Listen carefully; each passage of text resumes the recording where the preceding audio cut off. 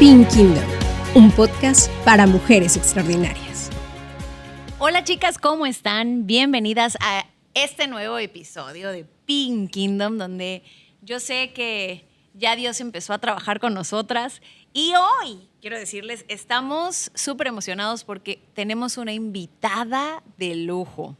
Yo sé que no necesita presentación, pero aquí tenemos con nosotros a Valentina.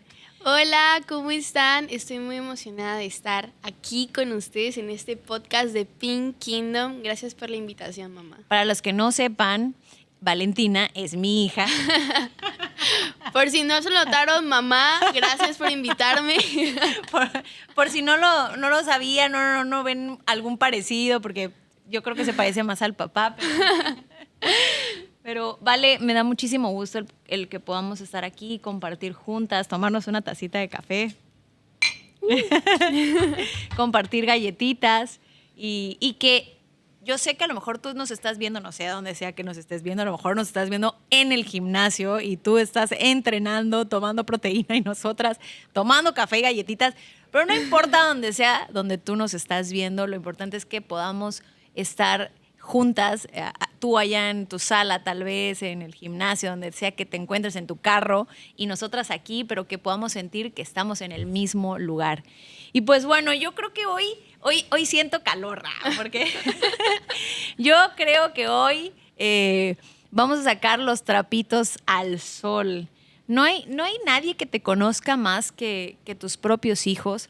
Y yo creo que aquí Vale va a contar, ahorita él ya va a platicarnos su historia, pero yo creo que todo lo que nuestros hijos tienen que decir de nosotros es lo que verdaderamente habla de quiénes somos, ¿no? Entonces, Vale, ¿cómo estás? ¿Cómo te sientes? Nerviosa, emocionada, expectante. Y cuéntame, Vale, cuéntame cómo ha sido tu proceso desde que tú decidiste aceptar a Jesús en tu corazón. Bueno, yo creo que no fue un proceso fácil. Desde que yo nací, toda mi familia es cristiana. Todos mis papás, mis abuelos, mis tíos, todos son cristianos. Así que estoy rodeada del mensaje de Dios, del mensaje de Jesús desde toda mi vida, desde que tengo memoria, desde que tengo conciencia, ¿no? Y durante mucho tiempo crecí sabiendo quién era Dios, ¿no? Quién era Jesús. Pero algo que siempre he contado es que realmente yo no lo veía como mi Dios, ¿no? Veía el Dios de mis papás, pero no mi Dios mío, de Valentina, ¿no? Y no porque mis papás no lo reflejaran, sino porque yo no lo tenía, esta convicción no la tenía para mí, no era mío, o sea, no lo recibía como, ¿saben? Como mío de Valentina, ¿no? Y así fue durante mucho tiempo. El enemigo trabajó en mi vida, en la amargura, en el orgullo, en la ofensa, en mi corazón. Estaba muy dolido y quebrantado por muchas situaciones que pasaron en mi vida. Y ahí el enemigo aprovechó a atacarme en mi identidad, en mi esencia, en mi carácter. Yo tengo un carácter muy fuerte, tengo un carácter que desenfocada, soy muy explosiva y tiendo a ser mala onda, contestona, ¿no? Pobrecita mi mamá. Pero qué bueno que nosotros podamos platicar de esto, porque no es que Dios va a cambiar tu esencia. O sea, todos nacemos con una esencia y no es que Dios vaya a cambiar nuestra esencia, sino que la tiene que madurar. Tiene que tomar esa esencia que puso en nosotros y madurarla y pulirla. Sí. Porque no es que cambiaste ya tu carácter. O sea, no, sino que a lo que me refiero es que yo estaba desenfocada totalmente. O sea, mi identidad estaba en otro rumbo. No sabía más bien quién era en ese momento, ¿no? Era hija de Rodrigo y Leticia, pero no sabía quién era en ese momento, quién era Valentina. La verdadera Valentina, enfocada en lo que tenía que estar, no estaba en ese momento. No sé si me explico. Claro. Lo que realmente no era mi personalidad, mi carácter y mi esencia, ¿no? Y ahí pues el enemigo empezó a trabajar durante mucho tiempo Y me acuerdo que llega la pandemia, 2020. Ese año terrorífico que yo creo que nunca nadie olvidaremos. Nadie, yo creo que nadie lo va a olvidar. Muchos dicen, mamá, que la pandemia fue una maldición para ellos. Pero yo estoy segura que para nuestra familia y para mí personalmente en mi vida fue una bendición totalmente. Creo que en medio del sufrimiento y en medio del dolor, Dios nos ayudó para que pudiéramos encontrarle propósito y le asignamos propósito al dolor y creo que eso cambió nuestra historia. Sí, totalmente. Pero cuéntanos, ahora sí, entrando, ¿qué pasa en la pandemia, Vale? O sea, ¿qué sucede con la Valentina que ya venía... Ajá, ya venía desenfocada, yo ya venía no en los caminos de Dios, yo había hecho un pacto interno en mi vida que no iba a seguir a Dios. Y qué curioso, porque cuando mi papá cuenta su testimonio, él dice que a los 13 años o 12 años, él dice que no quiere seguir a Dios, ¿no? Y justo a esa edad fue que yo me prometí que no iba a seguir a Dios. Y eso me quiso reclamar, ¿no? El enemigo quiso reclamar eso en mi vida, ¿no? Y pasa la pandemia, porque justo en la pandemia yo tenía como 12 años o 13, realmente no recuerdo bien. Pasa la pandemia y durante esos meses que estuvimos encerrados, porque yo tenía mi cuarto, ¿no? Mi cuarto que según yo en ese momento yo me creía emo, pero no era emo, yo era una emo rosa. Pero cabe recalcar que nosotros como aproximadamente por 14 años, Sí. 13 años, habíamos vivido solo en la casa de mis suegros, o sea, y teníamos solo un cuarto, o sea, los niños tenían un cuarto y nosotros un cuarto, pero compartido. Entonces, por primera vez en la historia del mundo mundial, teníamos nuestra casa, ¿no? Acabamos de entrar a nuestra casa por primera vez los cuatro. Los cuatro. Estábamos ahí, yo nunca había cocinado, no tenía ni ollas, no tenía nada. Por primera vez las empiezo a tener mis sartenes, mis ollas, y por primera vez nos empezamos a sentir así como que, wow. Wow, esto es de nosotros, esta es nuestra casa, Y ¿no? cae la pandemia, o sea, nos encerraron así. Sí, mi cuarto es, o sea, la pared está pintada de rosa, todo era rosa. Yo en ese momento, bueno, a mí me encanta jugar con Barbies, ¿no? Pero yo en ese momento tenía mi casa de Barbie, de Dream House, y yo jugaba con Barbies y todo era rosa. Mi tocador, mi cama. Bueno, no, mi cama no, pero la pared, hasta tenía uno de esos, ¿cómo se llama? Eso que cae en la cama, que es como una cortina. Sí, pues como un velo, así. Un velo de la cama y era totalmente rosa, ¿no? Entonces era... Súper de princesa. Sí, porque ese era mi cuarto soñado, ¿no?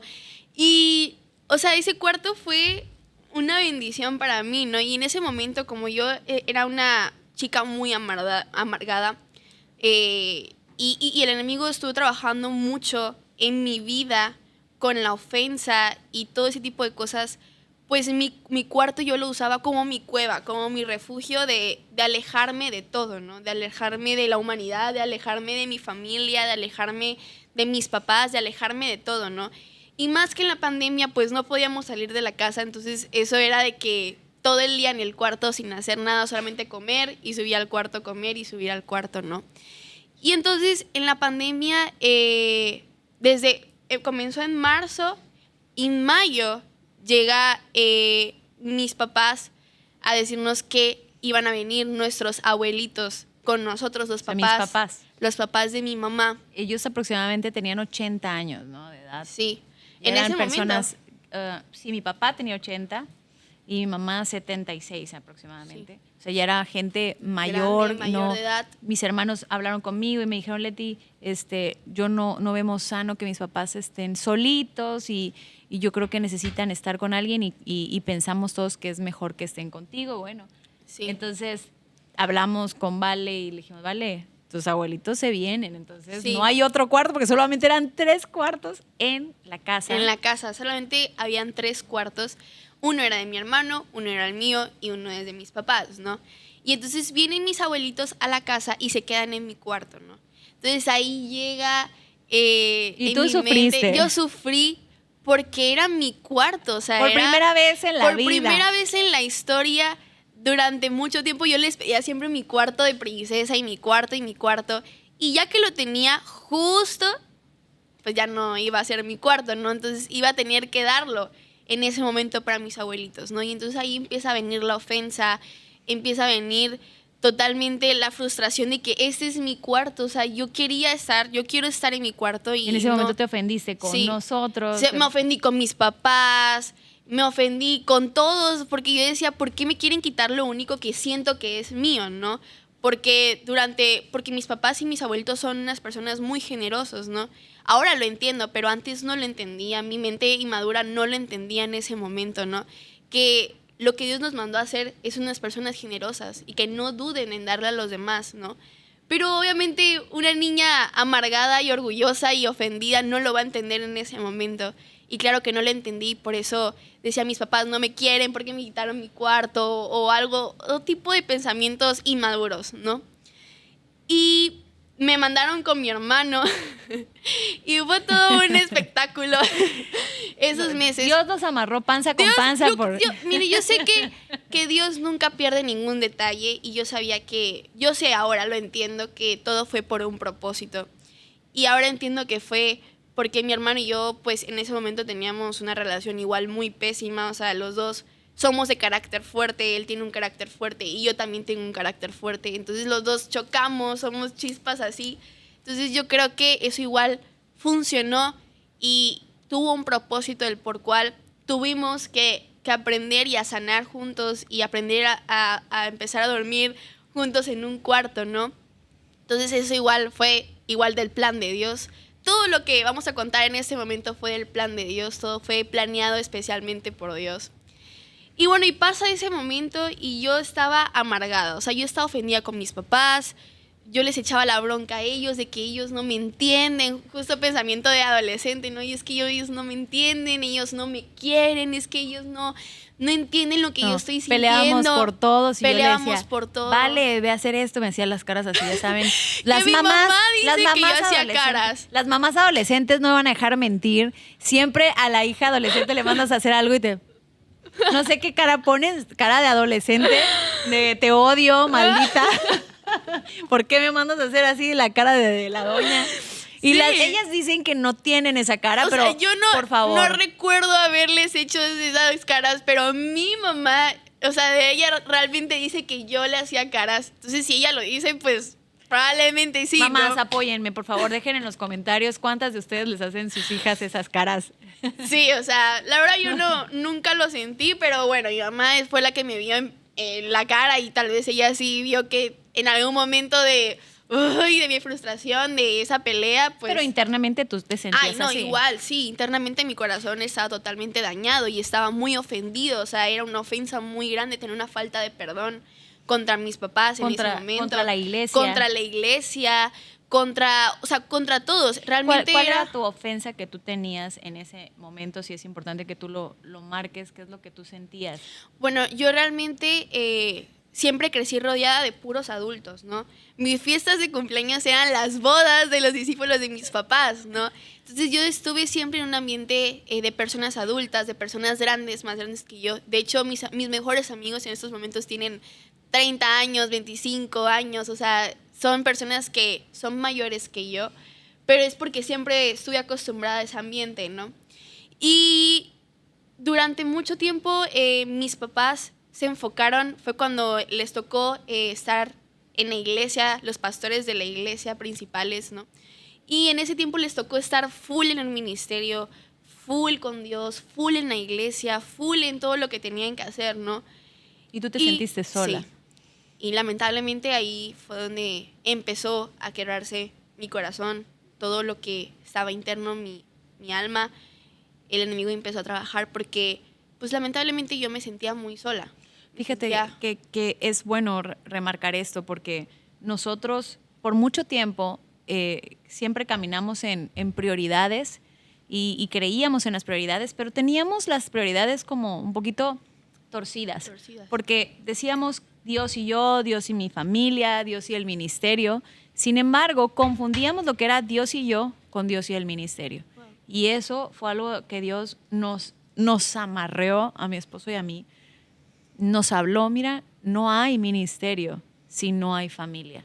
O sea, Dios y yo se trata de mi relación de Dios conmigo, pero Dios después me va a llevar a tener una buena relación con mi familia. Y un error que mi esposo y yo cometimos y que hoy te pido perdón, Vale, a ti, a Rodri, fue que para nosotros el ministerio por mucho tiempo fue más importante que nuestra familia. O sea, lastimosamente y dolorosamente sí cometimos ese error y la prueba está en que tú estabas lastimada, estabas Yo estaba dañada. muy lastimada. No fue con la intención No. de hacerlo, era de seguimos a Dios y Dios es primero. Y sí, Dios es primero, pero Dios y el ministerio tenemos que separarlo. Sí. Porque a veces unimos Dios y el ministerio y eso hace daño a la familia. Sí, y yo soy prueba de eso. Fue un daño muy, muy feo que lamentablemente viví en esos momentos en los que yo me sentí por mucho tiempo sola, me sentí alejada, me sentí dañada, ¿no? Entonces yo culpaba a Dios de que ese Dios me roba a mis papás, ese Dios me roba el tiempo con mis papás. En vez de seguir con Dios, podrían estar pasando tiempo con nosotros, ¿no? E igual yo recalcaba mucho de los discípulos de mis papás, que ellos, por ejemplo, daban consejerías hasta las 2 de la mañana, 3 de la mañana. 5 de la mañana. Y yo no entendía por qué les seguían dando consejerías. Si yo ni decía, caso hacían, si ¿no? ni caso les hacían, pues no le hacían caso y seguían dándoles consejerías y seguían estando con ellos, discipulándolos, ayudándolos. Y yo decía, ¿por qué pueden estar con una persona que no les va a hacer caso y no pueden estar con sus hijos? Que nosotros somos sus hijos, ¿no? Y eso fue muy feo, o sea, fue un dolor muy grande que yo tuve por mucho tiempo y por esa razón tuve una ofensa con la iglesia, no quería saber nada de la iglesia, no quería saber nada de Dios, o sea, yo no los entendía a ellos, o sea, ellos durante toda mi vida siempre han sido unas personas que le sirven a Dios con todo su corazón y yo no entendía cómo es que se encerraban en un cuarto a hablar o a orar con una persona que no veían o que no oían, ¿no? Eso no lo entendía, mi mente no lo entendía, ¿no? En ese momento.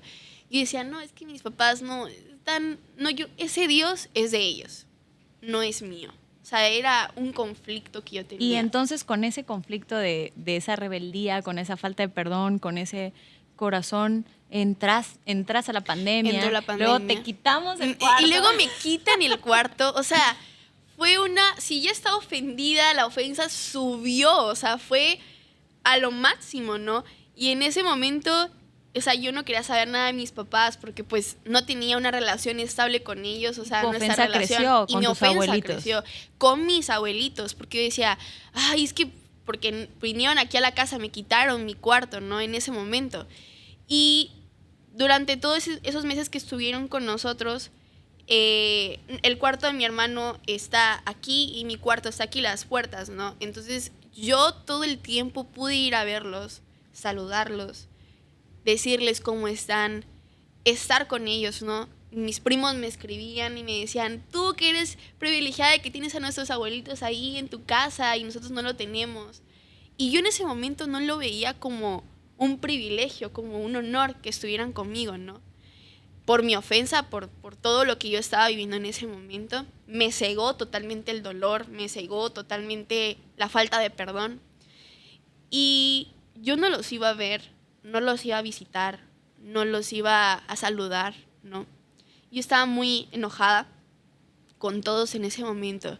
Y yo me acuerdo que un día mi mamá me dijo, vale, puedes ir a subirle la comida a tus abuelitos. Me digo, ay, Dios mío, mi mamá otra vez me mandó, ¿no?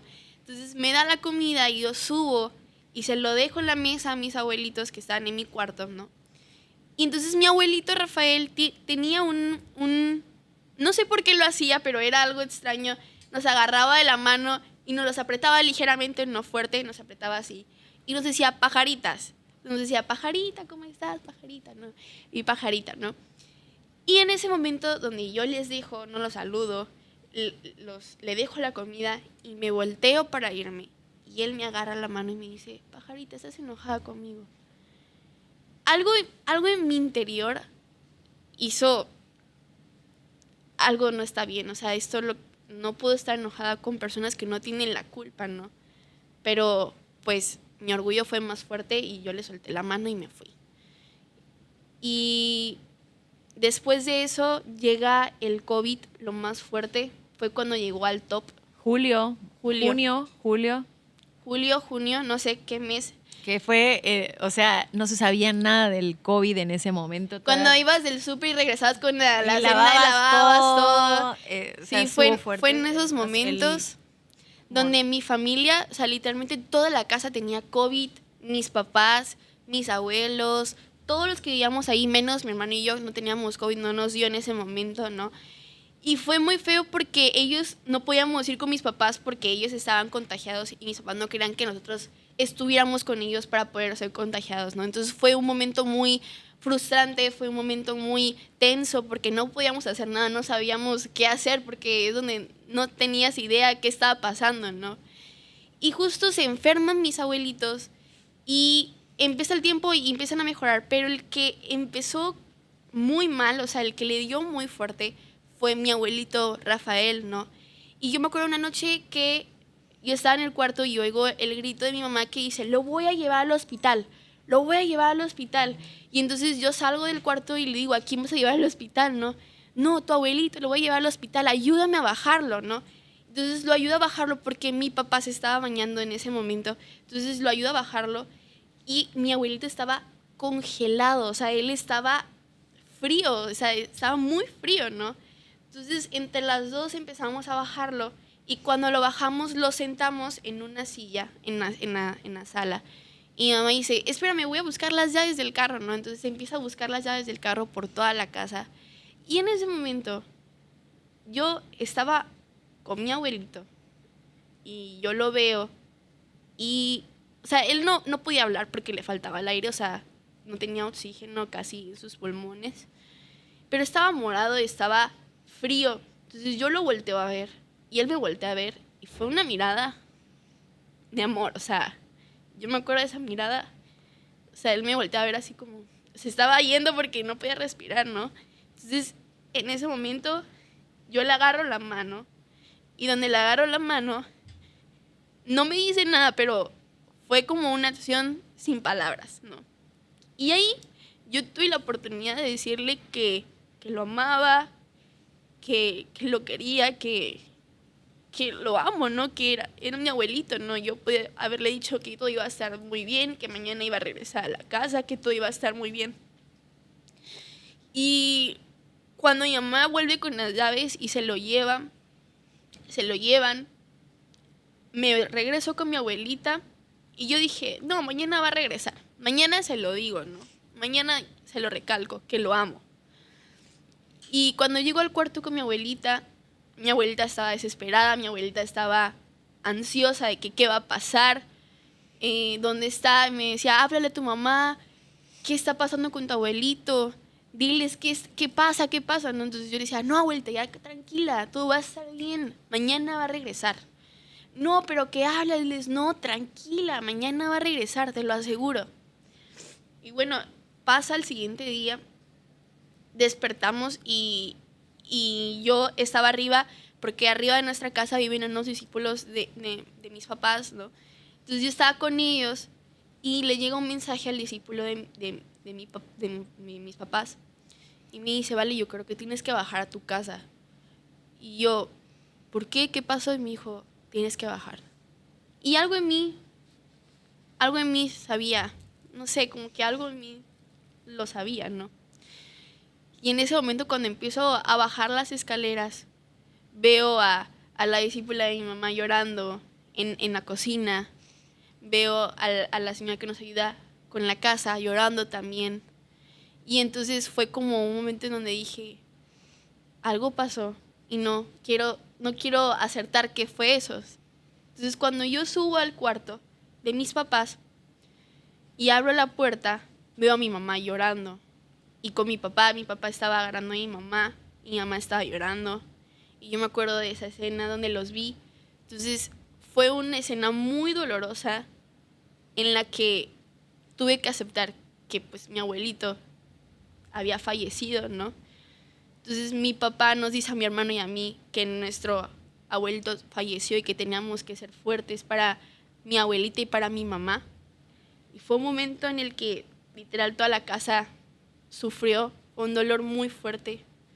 Fue un día en el que, un día gris, literalmente. Yo creo que yo me sentía muy culpable por el hecho de, yo me echaba la culpa, ¿no? Yo decía, es que no lo supe cuidar bien, a lo mejor si lo hubiera llevado antes al hospital, si le hubiera dado otras medicinas, los subestimamos, pensamos que iba a pasar, que era una gripa, no nos dimos cuenta qué tan fuerte, y yo me echaba la culpa en ese momento, ¿no? De no haber cuidado bien a mi papá. Creo que todos estábamos tensos, todos estábamos sintiéndonos culpables. A mí igualmente era una culpa muy grande porque en ese momento me acuerdo de que yo tuve la oportunidad de decirle muchas veces que lo amaba, ¿no? Y que tuve la oportunidad de irlos a ver, de irlos a visitar. Y ahí el enemigo empezó a trabajar otra vez en mi vida. Y vinieron muchas circunstancias.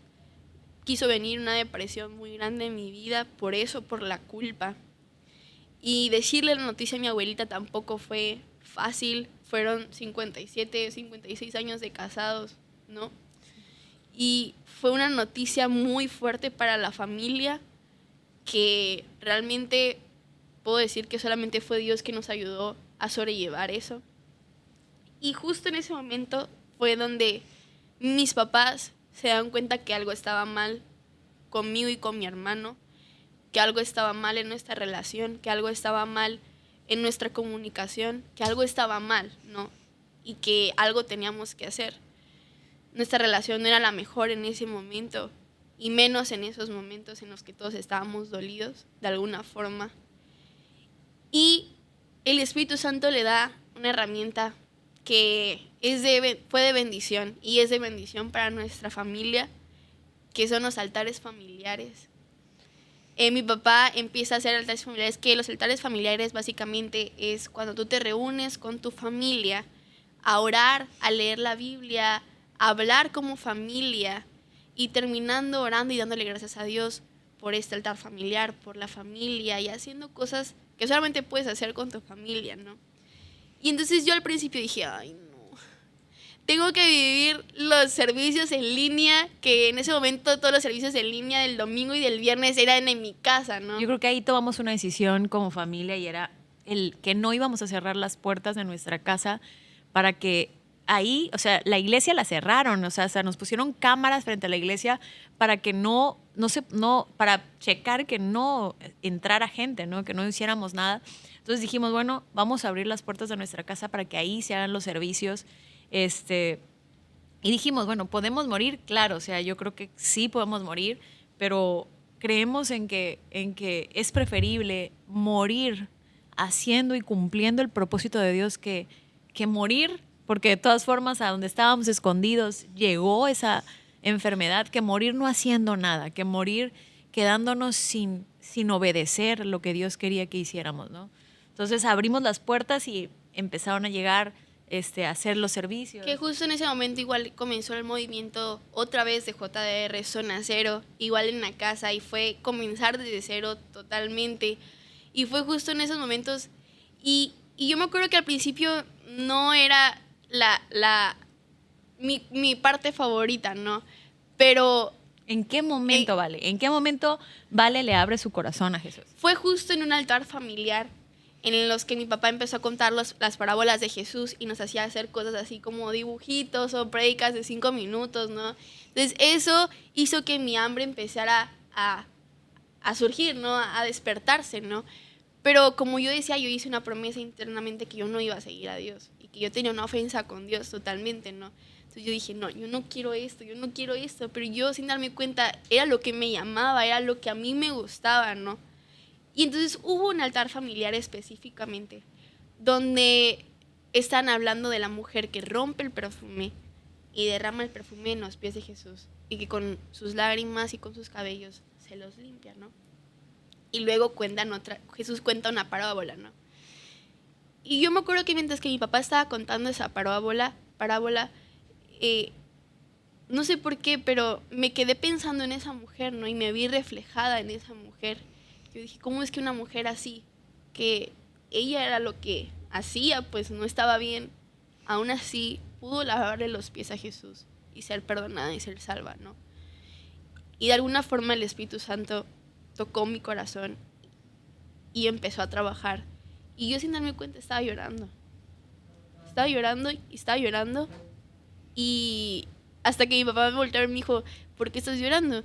Y yo me hago así, digo, no sé por qué estoy llorando. Y él me dice, yo sí sé, es porque el Espíritu Santo te está tocando. Y fue como un shock en ese momento. Dije, no, esto no puede estar pasando, ¿no? Fue una de que, no, yo no quiero esto, pero fue algo tan lindo. Fue no sé cómo explicar el sentimiento que es cuando el Espíritu Santo está sobre ti, ¿no? Y me acuerdo que todos nos fuimos a dormir y yo estaba acostada en mi cama, pero no podía dormir. Y clarito escuché una voz que me dijo, arrodíllate, ¿no? Y dije, me voy a arrodillar, pero no voy a orar. O sea, no creo que no es lo mismo, ¿no? Entonces yo me arrodillo y yo le digo a Dios, yo me hice una promesa que yo no te iba a seguir. No me hagas dejar de cumplirla, o sea, yo no quiero. O sea, le pediste a Dios Le dije, que te ayudara a no seguirla. A no seguirlo, o sea, le digo, no quiero, o sea, No. no quiero, o sea, mi corazón no quiere, pero realmente sí quería, algo que me estaba llamando a eso, ¿no? Y entonces pasa el siguiente altar familiar, pero durante toda esa semana yo estuve pensando y analizando las cosas, ¿no? Y entonces cuando pasa esa semana yo me acuerdo que le hacemos mi hermano y yo una pregunta a mi papá, que si, ¿dónde estaba mi abuelito, no? O sea, los dos se acercaron y dijeron, papá, queremos saber dónde está mi abuelito. ¿Dónde está? O sea, ¿dónde está? O sea, queríamos saber, le hicimos esa pregunta. Y mi papá nos empieza a decir y todo eso. Y luego entra el tema de cuando Jesús venga por nosotros. Entonces yo dije, yo no me quiero quedar aquí. O sea, yo no quiero quedarme aquí en la tierra. O sea, saber todo eso, yo no quiero estar aquí, ¿no? Quiero ser salva. Y ahí fue donde yo decidí, yo quiero ser salva. Tú hiciste una pregunta. Ya no quiero seguir con ese dolor, ya no quiero seguir con esta frustración, esta falta de perdón, esta culpa. Y fue cuando yo le dije a mi papá, yo quiero ser salva, yo quiero que Jesús entre en mi corazón, ¿no? Entonces mi papá se Le dijiste, ¿qué necesito para...? ¿Qué necesito para que ser Jesús salva? entre en mi corazón y se salva, ¿no? Entonces yo me acuerdo que mi papá se para y estábamos en el cuarto, éramos 5 personas. Éramos mi papá, mi hermano, mi mamá, yo y mi abuelita Estelita. Y se paró y dijo, quiero hacer un llamado a salvación para todas las personas que quieran aceptar a Jesús en su corazón.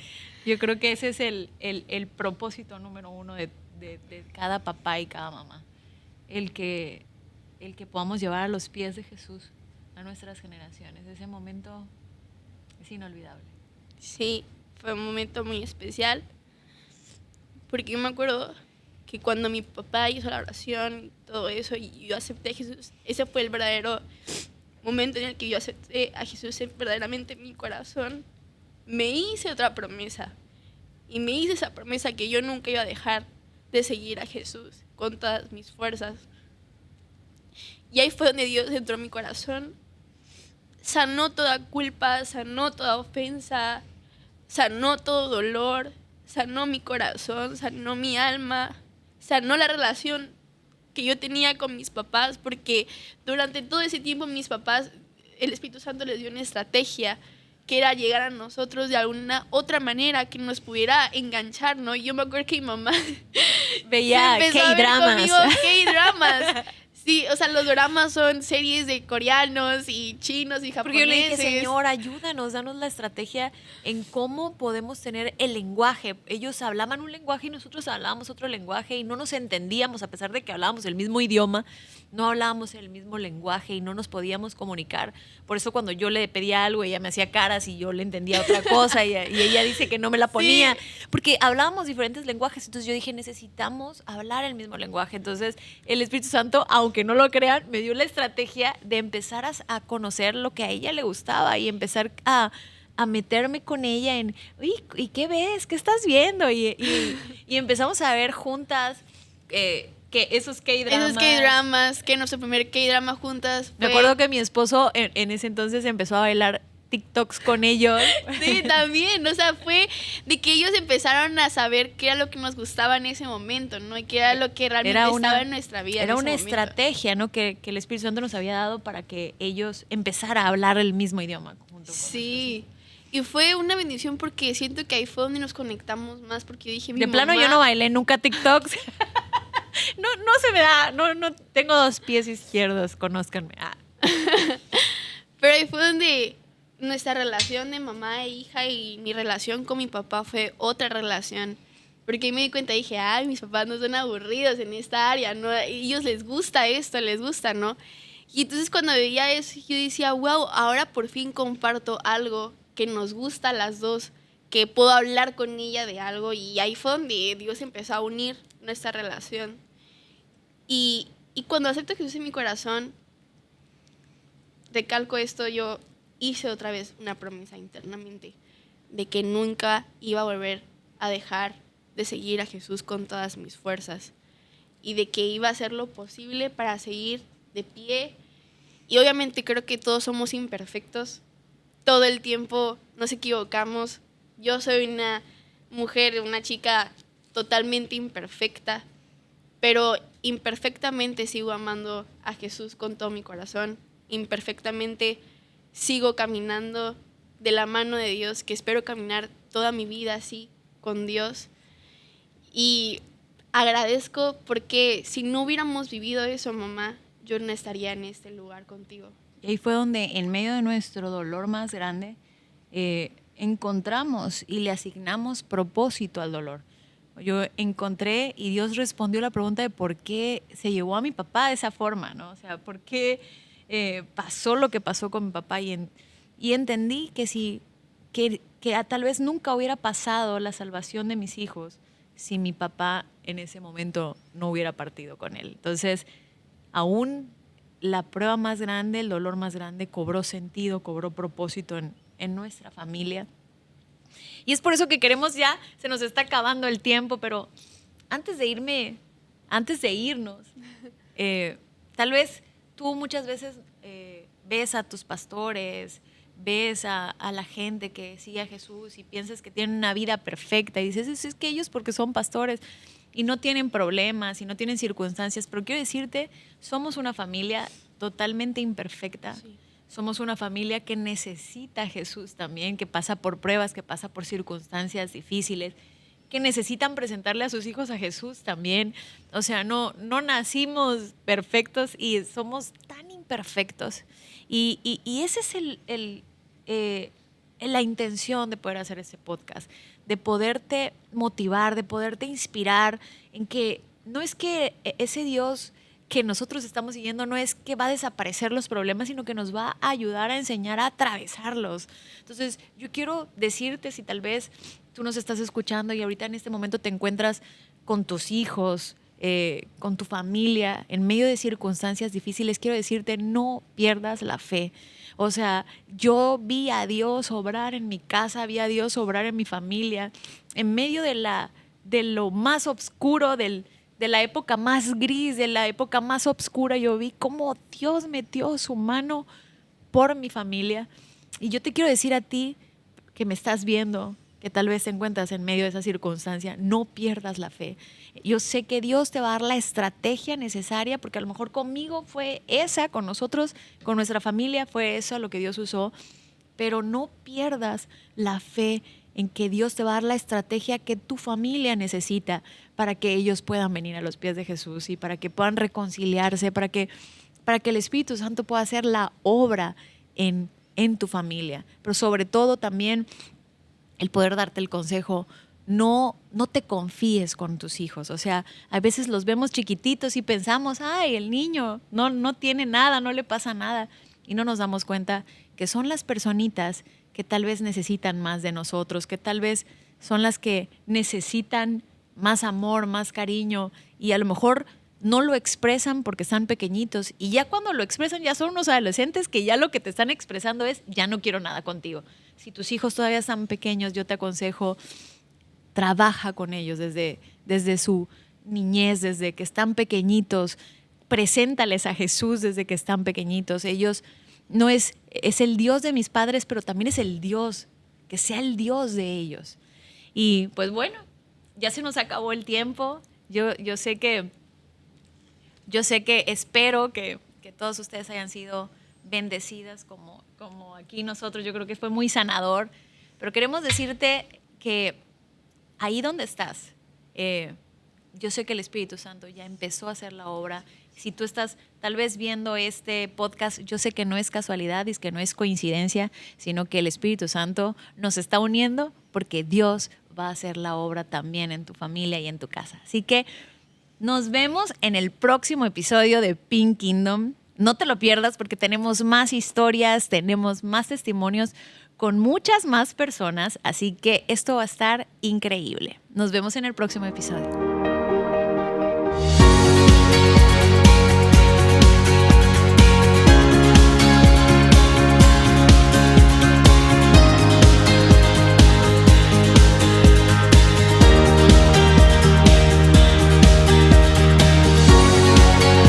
Pink Kingdom, un podcast para mujeres extraordinarias.